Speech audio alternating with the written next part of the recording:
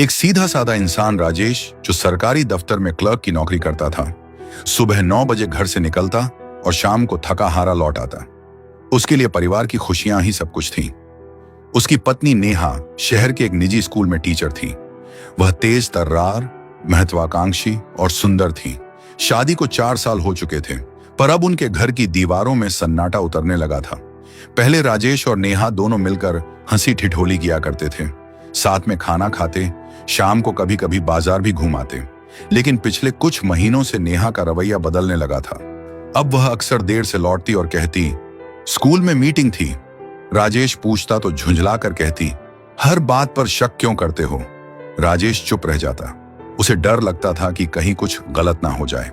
एक दिन जब राजेश दफ्तर में काम कर रहा था, तब मोबाइल पर एक कॉल आया। दूसरी तरफ नेहा का स्कूल का मैनेजर आलोक बात कर रहा था। उसने कहा, सर, नेहा मैम की तबीयत थोड़ी खराब है, आज वह स्कूल में ही रुक गई है। राजेश घबरा गया। वो तुरंत बाइक लेकर स्कूल पहुंचा, पर गेट बंद था। चौकीदार ने बताया, मैम तो आलोक सर के साथ थोड़ी देर पहले ही निकली थी। राजेश को बेचैनी सी होने लगी। अगले दिन नेहा घर लौटी तो उसके चेहरे पर थकान थी। राजेश कुछ नहीं बोला, बस उसकी नजरें झुकी हुई थीं। लेकिन उस दिन से उनके बीच की दीवार और ऊंची होने लगी। नेहा अब राजेश से बात करने में कतराने लगी थी। रात को अक्सर फोन पर मुस्कुराती और जब राजेश पास आता तो जल्दी से फोन रख देती। एक दिन राजेश ने हिम्मत जुटाकर पूछा, नेहा, क्या तुम किसी और से प्यार करती हो? नेहा ने सीधी राजेश की आंखों में देखा और बोली, राजेश, तुम्हें हमेशा मुझ पर शक क्यों रहता है? मुझे अब इस घर में घुटन होने लगी है। उसके धीमे स्वर में कहा, जैसे वो कोई फैसला ले रही हो। कुछ दिनों बाद नेहा मायके चली गई। राजेश को लगा शायद थोड़े दिनों की नाराजगी है, सब ठीक हो जाएगा। लेकिन एक हफ्ते बाद उसके घर पुलिस आई। दरवाजा खोलकर 2 सिपाही अंदर आए और पूछा, क्या आपका नाम राजेश है? राजेश ने हामी भरी। आप पर आपकी पत्नी ने घरेलू हिंसा और मानसिक प्रताड़ना का केस दर्ज कराया है। आपको हमारे साथ चलना होगा। राजेश वही सन रह गया। उसने पुलिस वालों से कहा, सर, मैंने कुछ नहीं किया। लेकिन सिपाही बोले, सब कोर्ट में कहना, अभी तो सिर्फ गिरफ्तारी का आदेश है। पूरा मोहल्ला तमाशा देखने बाहर निकल आया। सभी कानाफूसी कर रहे थे। अरे, राजेश को पुलिस कहां लेकर जा रही है? कोई बोल रहा था। राजेश की पत्नी ने केस डाला है। पुलिस राजेश को जीप में बिठाकर ले गई। थाने में बैठा राजेश सारी रात बस सोचता रहा, कहां गलती हुई मुझसे? मैंने तो बस एक पति होने की जिम्मेदारी निभाई थी। पर अब जो नेहा ने कहा वही सच बन गया। सभी के लिए राजेश घरेलू हिंसा करने वाला एक गलत आदमी था। राजेश ने थानेदार से बहुत बार कहा, मैंने कुछ नहीं किया। थानेदार ने कहा, घरेलू हिंसा का केस है, अब कुछ नहीं हो सकता, सब कोर्ट में फैसला होगा। अगले दिन राजेश को बेल पर छोड़ा गया, पर तब तक उसका दिल टूट चुका था। वह समझ नहीं पा रहा था, जिस इंसान पर उसने सबसे ज्यादा भरोसा किया, उसी ने उसके साथ ऐसा किया। जब वह घर लौटा तो दरवाजे पर नोटिस चिपका हुआ था, पत्नी को सुरक्षा हेतु अलग निवास का आदेश। मतलब था अब नेहा उस घर में नहीं आएगी और राजेश को कोर्ट में पेश होना पड़ेगा। वो पहली रात थी जब राजेश ने खुद से पूछा, क्या प्यार करना गुनाह है? किसी को अपनी जिंदगी मानकर उसे दिल में बसाना गुनाह है? आखिर मेरी गलती क्या थी? मैंने नेहा से प्यार किया था या कोई भूल कर दी थी? बस यही सब सोच सोच कर रात निकल गई। पर अब कहानी एक नया मोड़ ले चुकी थी, क्योंकि अब मैदान में उतरने वाला था उसका पुराना दोस्त, वकील अरविंद शर्मा, जो सच को अदालत में पेश करने वाला था। कोर्ट की तारीख का दिन था। सुबह सुबह राजेश सफेद शर्ट और हल्की ग्रे पैंट पहनकर निकला। चेहरा थका हुआ, आंखें सूजी हुई थी।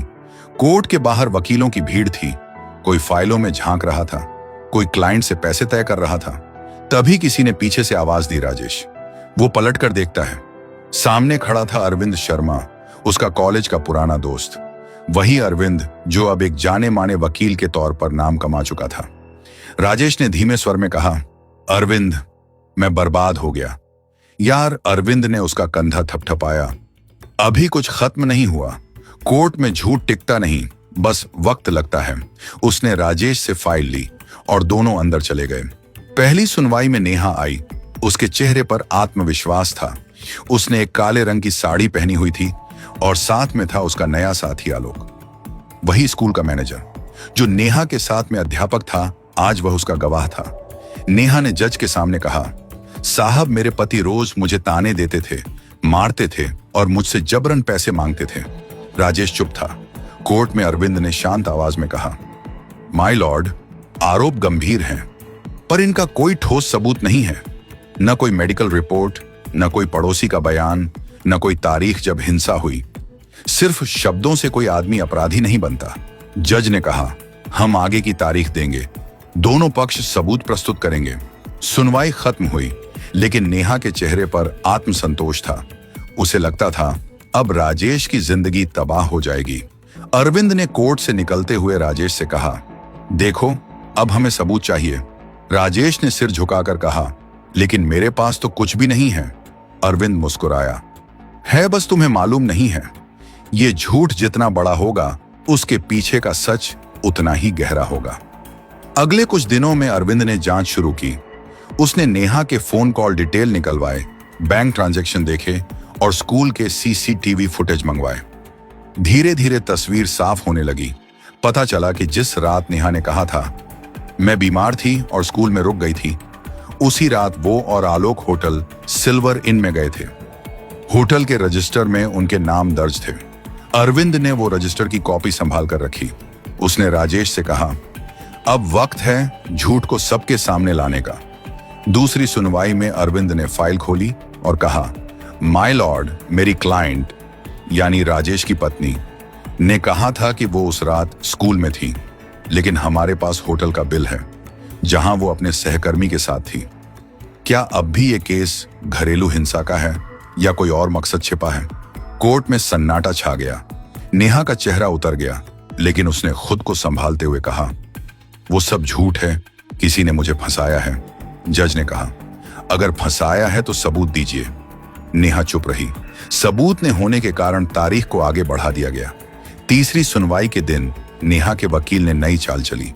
उसने कहा, राजेश ने मेरी क्लाइंट की प्रॉपर्टी हड़पने की कोशिश की, इसलिए उसने केस किया। जज ने पूछा, क्या कोई प्रॉपर्टी, डॉक्यूमेंट या ट्रांजैक्शन है? नेहा ने फाइल आगे बढ़ाई, लेकिन उसमें फर्जी कागज थे जिन पर राजेश का नकली सिग्नेचर था। अरविंद ने मुस्कुराकर कहा, माय लॉर्ड, ये सिग्नेचर मेरे क्लाइंट के नहीं हैं। अगर कोर्ट चाहे तो हैंडराइटिंग एक्सपर्ट को बुलाया जा सकता है। जज ने तुरंत आदेश दिया, हैंडराइटिंग जांच कराई जाए। सुनवाई खत्म हुई, पर नेहा के चेहरे पर बेचैनी थी। वो कोर्ट से निकलते हुए आलोक से बोली, अगर ये सच साबित हो गया तो सब खत्म हो जाएगा। आलोक ने कहा, फिक्र मत करो, हम कोई ना कोई रास्ता निकाल लेंगे। लेकिन उन्हें नहीं पता था कि सच्चाई अब बहुत नजदीक है। रात को अरविंद अपने ऑफिस में बैठा सारी फाइलें देख रहा था। उसने गहरी सांस ली और खुद से कहा, अब वक्त है इस केस को पलटने का। अगले हफ्ते जब रिपोर्ट आएगी और साथ में होगी वो सीसीटीवी फुटेज भी, जिससे इस झूठ का साम्राज्य खत्म होगा और उसके पीछे छिपा चेहरा भी। अगर आपको कहानी अच्छी लग रही है तो इसे शेयर जरूर करें और हमारे चैनल को भी सब्सक्राइब करें। रात के करीब 12:30 बजे थे। बाहर हल्की बारिश हो रही थी और शहर की सड़कें वीरान पड़ी थीं। उसी वक्त वकील अरविंद शर्मा अपने ऑफिस में अकेला बैठा था। मेज पर केस की फाइलें फैली थीं और लैपटॉप स्क्रीन पर वही सीसीटीवी फुटेज खुला था जो अगले दिन अदालत में राजेश की बेगुनाही साबित करने वाला था। उसने फाइल को पेन ड्राइव में सेव किया और तय किया कि सुबह कोर्ट में पेश करेगा। थोड़ी देर बाद वो थकान के कारण कुर्सी पर सो गया। सुबह आंख खुली तो मेज पर सब कुछ वैसा ही था, लेकिन लैपटॉप की स्क्रीन ब्लैक थी। उसने पेन ड्राइव लगाई, अंदर कुछ नहीं, पूरा डेटा डिलीट हो चुका था। वो हड़बड़ाकर उठा, लॉकर खोला, वहां से बैकअप हार्ड ड्राइव भी गायब थी। अरविंद के माथे पर पसीना आ गया। किसी ने रात ऑफिस में घुसकर सबूत मिटा दिए थे। उसने तुरंत गार्ड से पूछा, कल रात कोई आया था? गार्ड बोला, सर, एक गाड़ी आई थी, 2 लोग उतरे थे, बोले थे आप ही ने बुलाया है कुछ कागज लेने।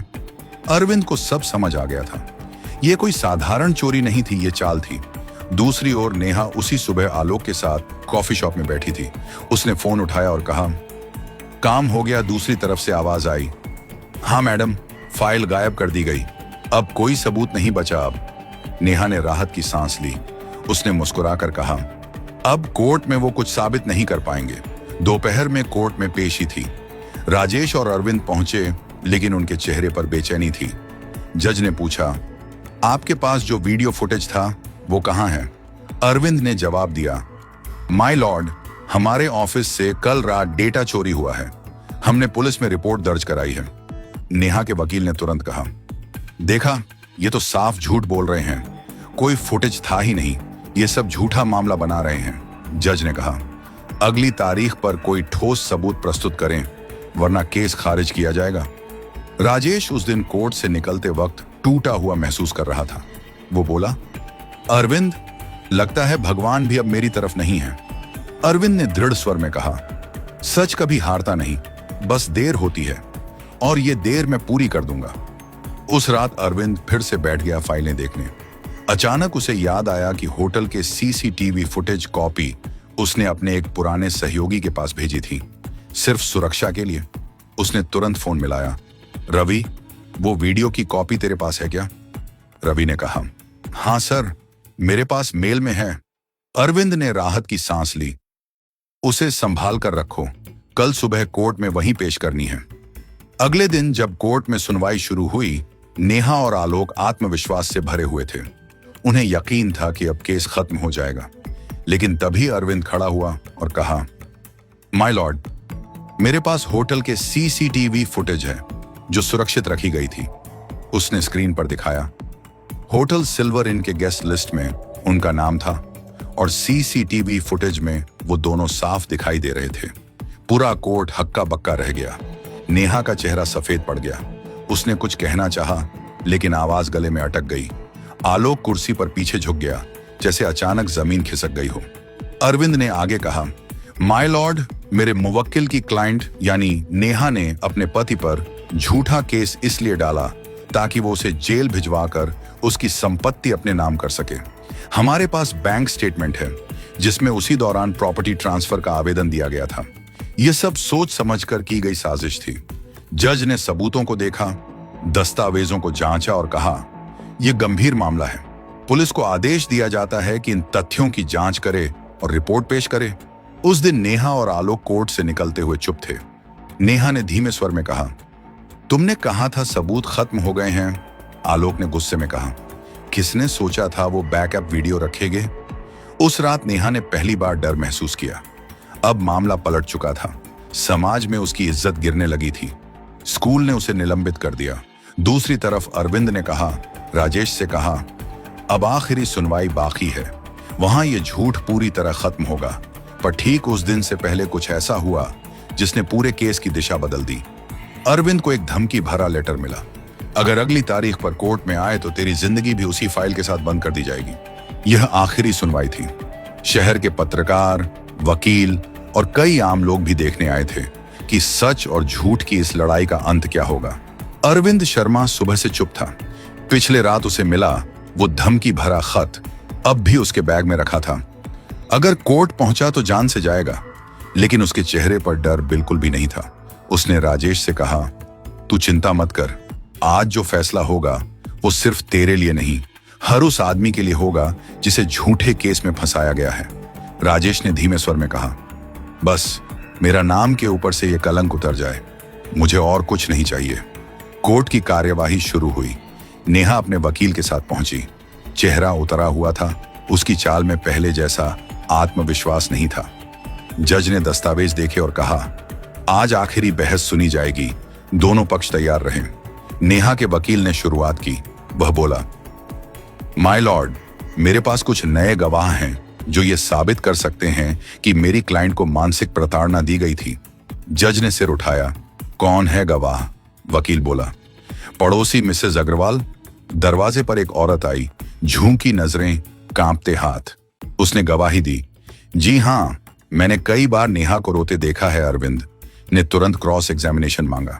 वो बोला, मिसेज अग्रवाल, आप कहती हैं आपने नेहा को रोते देखा, पर क्या कभी राजेश को मारते हुए देखा? मिसेज अग्रवाल ने कहा, नहीं, मैंने खुद नहीं देखा। तो फिर आपने किसके कहने पर बयान दिया? औरत चुप रही। उसकी आंखें नेहा की तरफ उठी। अरविंद ने कहा, बस माय लॉर्ड, अब और कुछ पूछना की जरूरत नहीं, सब साफ हो चुका है। जज ने नेहा से पूछा, क्या आप कुछ कहना चाहेंगी? नेहा ने गहरी सांस ली और बोली, मुझे डर था कि अगर मैं सच बोल दूंगी तो सब मुझसे नफरत करेंगे। मैं अब सब बता दूंगी। पूरा कोर्ट शांत हो गया। नेहा की आवाज कांप रही थी। हाँ, मैंने झूठ बोला था। आलोक ने मुझे समझाया कि अगर मैं राजेश पर केस डाल दूंगी तो वो प्रॉपर्टी मेरे नाम कर देगा। मैंने लालच में आकर झूठे कागज बनवाए, झूठी रिपोर्ट दी और सबको बेवकूफ बनाया। उसकी आंखों से आंसू गिरने लगे। राजेश ने कभी मुझे नहीं मारा, कभी कुछ गलत नहीं किया। गलती मेरी थी। ये सब सुनकर राजेश का सर झुक गया। उसकी आंखों में एक गहरी उदासी थी। उसने अपना सब कुछ खो दिया था। जज ने कहा, यह अदालत इस बात को रिकॉर्ड में लेती है कि केस झूठा था। पुलिस को आदेश दिया जाता है कि फर्जी दस्तावेज बनाने और झूठे आरोप लगाने के लिए नेहा शर्मा और आलोक वर्मा पर मुकदमा दर्ज किया जाए। पूरा कोर्ट एक पल के लिए सन्न रह गया। अरविंद ने आंखें बंद की, जैसे कोई बोझ उतर गया हो। राजेश की तरफ देखा और कहा, देखा, सच को सिर्फ वक्त चाहिए होता है। नेहा को पुलिस ले जा रही थी। जाते जाते उसने पीछे मुड़कर देखा। वो वही आदमी था जो कभी उसके लिए सब कुछ करता था, और आज भी उसके चेहरे पर कोई गुस्सा नहीं था। उसकी आंखें भीग गईं। उसने धीमे से कहा, माफ कर दो। राजेश ने कुछ नहीं कहा, बस नजरें झुका ली। नेहा को पुलिस ले गई। अरविंद उसके पास आया। अब क्या करेगा? राजेश बोला। बस अब एक नए जीवन की शुरुआत करूंगा, बिना किसी की उम्मीद के। अरविंद मुस्कुरा दिया। कभी कभी हारने के बाद ही असली जीत मिलती है। राजेश धीरे धीरे अदालत की सीढ़ियां उतरने लगा। पीछे नेहा पुलिस वैन में बैठाई जा रही थी। दोनों की नजरों में कोई शब्द नहीं था, बस एक अधूरा रिश्ता जो अब कानून के पन्नों में दर्ज होकर खत्म हो चुका था। सड़क पर भीड़ बढ़ने लगी थी। लोग अपने अपने मुकदमों में व्यस्त थे, लेकिन उस भीड़ में एक आदमी था जिसने अपना केस नहीं बल्कि अपना आत्मसम्मान वापस पा लिया था।